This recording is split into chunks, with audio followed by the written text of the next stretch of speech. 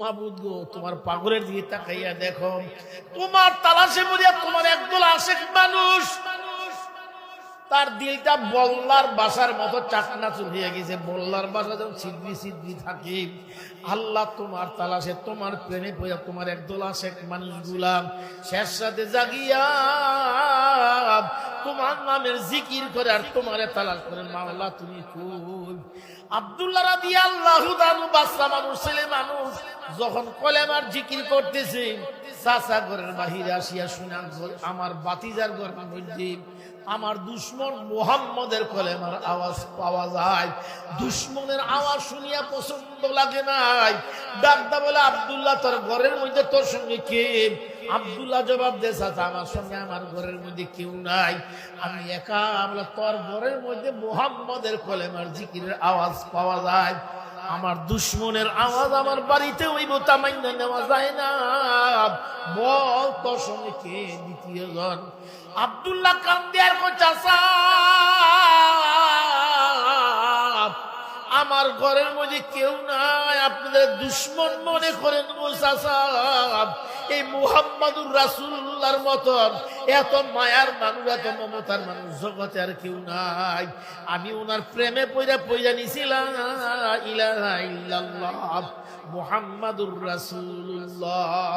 কলেমার বিদ্বেষী চাচা ডাকদা বলে, বাতিজা আব্দুল্লাহ বল, মুহাম্মদের কলেমা ছাড়বি কিনা বল।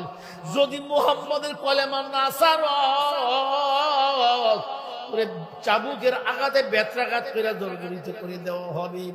আব্দুল্লাহ ডাকদা বলে, চাচা যান, যত মারার মারেন, যত গালি দেন, যত ব্যথা দুঃখে দেন না কেন, চাচা গো আমি তো এই কলেমা কোনদিন ছাড়তে পারবো না। ও বাইরে আমার, কত লোকে কত কথা আপনারে বলছে, কত লোকে রাস্তা হাঁটতে গেলে কইছে এই কাম করো না, ওই কাম করো না, এরকম ভাবে চলল না। আর আপনি জবাব দিয়েছেন দুনিয়া থাক বাজার, আমি পিসাব চরমনাইকে আপন বানাইয়া লইছি, জিনার খাতিরে মদিনাওয়ালার কেরাম আমি পাইছি। আমি এমন ব্যক্তির কোনদিন আমি ভুলতে পারবো না। আব্দুল্লাহ কলেমা ছাড়ে না, চাচা রাগ কইরা গোসা করে চাবুক একটা হাতের মধ্যে নিয়ে বাতিজার গায়ে বেত্রাঘাত করতে আরম্ভ করে দিলেন। বেত্রাঘাতের আঘাতে আব্দুল্লাহর বদন দিয়া রক্ত বাহিরে প্রবাহিত হয়। চাচা ডাক দেখা, বল মুহাম্মদের কলেমা ছাড়বি নি? আব্দুল্লাহ বলে, চাচা একটা বিন্দু রক্ত আমার গায়ে থাকা অবস্থায় খোদার কসম কইরা কই, আমি মুহাম্মদুর রাসূলুল্লাহকে কোনদিন ভুলতে পারবো না। ও আল্লাহর পাগলেরা, ও নবীজির আশিক রাসূল উম্মতেরা, আব্দুল্লাহ কলেমার আঘাতে জর্জরি ব্যথায় জর্জরিত হয়ে গেলেন, বদন দিয়া রক্ত ঝরতে। শীতকালের রাত্র, বাতিজার গায়ে রক্ত দেখে চাচার মনের মধ্যে একটু মায়া লাগছে। গর্তে ধাক্কা দিয়া বাহির করে জামা কাপড় গুলো খুলিয়া উলঙ্গ বানিয়ে বাড়িতে তাড়াইয়া দিছে। আব্দুল্লাহ মনে মনে ভাবতে, কই যাবো, কার কাছে যাবো, কার কাছে গিয়ে কে আমার কথা শুনবো? সবই আমার দুশ্মন। এই দুনিয়ার মধ্যে মার মতন আপন আর কেহ নাই।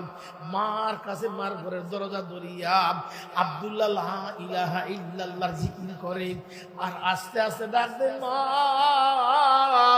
মা গো মা। আব্দুল্লাহর আওয়াজ শুনে তার মার ঘুম ভাঙছে। ডাকটা জিজ্ঞাসা করে, কে রে? মা গো, আমি তোমার আব্দুল্লাহ ছিলাম। মা জবাব দে, তোর সঙ্গে কলেমার মুহাম্মদের কলেমার আওয়াজ পাওয়া যায়, শত্রু রে কি সঙ্গে নিয়ে আসনি? আব্দুল্লাহ ডাক ডাকে, না মা, শত্রু নিয়ে আসি নাই। যারে তুমি শত্রু কো তার মতন বন্ধু জগতে আর কেহ নাই।